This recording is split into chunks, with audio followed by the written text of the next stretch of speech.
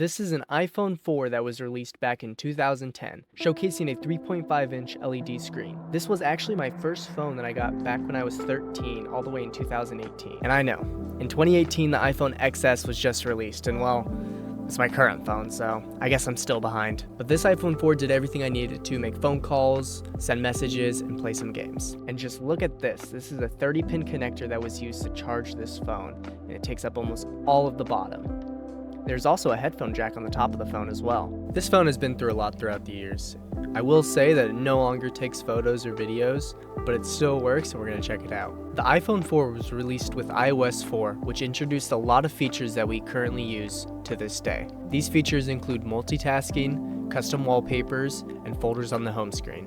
Now this iPhone has iOS 7.1.2, which is the latest iOS you can get on this phone. This iOS was released on June 30th, 2014, making this software nearly 10 years old. We will be testing this phone on how it can handle normal apps, social media, and some light gaming. I would have tried making a phone call or sending a text message in this video, but this phone has been unactivated for so long that it is not letting me reactivate it. Let's start out with some basic apps like the weather, Notes, Apple Music, and the calendar. Well, the weather app technically works, but it's just not accurate whatsoever. I would say this is what happens as technology gets older and older. The Notes app is working perfectly fine. I am able to write simple notes. It may not be as much as what we are used to, but it works. Now let's check out Apple Music. Since this iPhone is so old, it actually still is on the old Apple Music where you had to pay like 99 cents to $5 for a single song. I still have the music that I bought when I was younger, and when I opened this, memories came flashing back, listening to the same 10 songs or so. Good times. The calendar is obviously going to work. As long as you have the correct day, there is no way for it to go wrong. The next section we are going to look at are the social media apps. I would not be surprised if most of these apps are unusable or need to update. Let's start with Snapchat. We are able to open the app, but once we get to the login menu, nothing happens. I try to press anything on the screen, but nothing seems to be working. I guess Snapchat doesn't work, but let's try Instagram. Instagram has a similar issue except for the fact that it lets me try to log in, but just tells me that there is no account with my username or some other error login. Weird. On to YouTube, I guess. Now YouTube just straight up tells us that we need to update to a newer version. I want to try to go on YouTube through the browser to see if that will work that way. It says that our browser is outdated, but it will let us proceed. It is actually working. I'm very surprised. Let's see if we can play a video. This old phone still has a little life in it. I was able to watch a video, mind you at 360p quality, but it works, and not half bad honestly. I thought it would be more laggy. Let's see if any of them work. Let's see which ones do, let's see which ones don't. Let's see if we can make our money back. And now we are moving on to the games, starting with Field Runners. I played this game a lot when I was a child, and it was an awesome offline game that I could play anywhere. When I bought it, the game was 99 cents and I had to beg my mother to let me get it. But once I had it, I put many hours into it. The game is a tower defense strategy game. You are trying to stop the runners from getting across the field. Pretty self-explanatory. You have the options of 4 towers, a machine gun, a slime launcher, a rocket launcher, and a Tesla laser. You are able to upgrade each of the towers 3 times, with the look of the tower changing each time.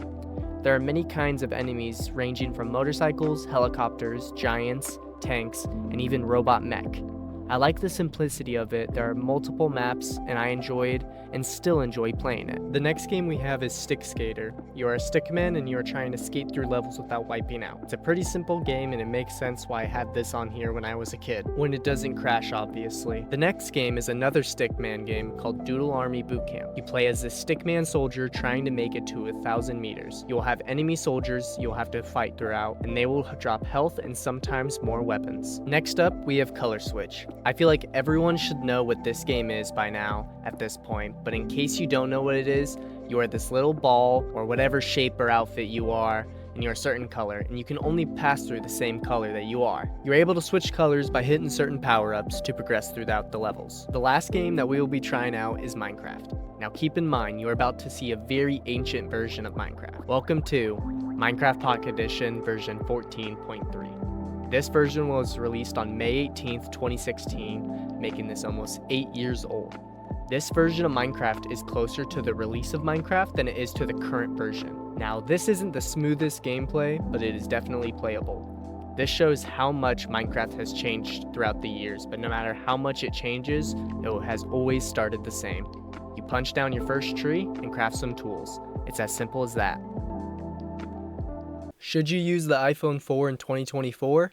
No, probably not. If you can find a way to reactivate the messages in FaceTime, or find one that will connect to your Apple ID and set it up perfectly, then you would be able to contact people. Though I am pretty sure that there are no service providers available, so you would have to rely on Wi-Fi messages and FaceTime calling, meaning it'll only be to other iPhones. I still don't think it would be worth it at that point. You probably wouldn't be able to go on your favorite apps or play any current games. If you are looking for a retro Apple experience, I would say this is for you. But besides that, I mean, there's no point of getting this. Anyways, that's all I have for you guys. If you guys enjoy this video, hit the like button down below and subscribe. It lets me know that you guys enjoy what I'm making, and it can help me make out more stuff for you guys.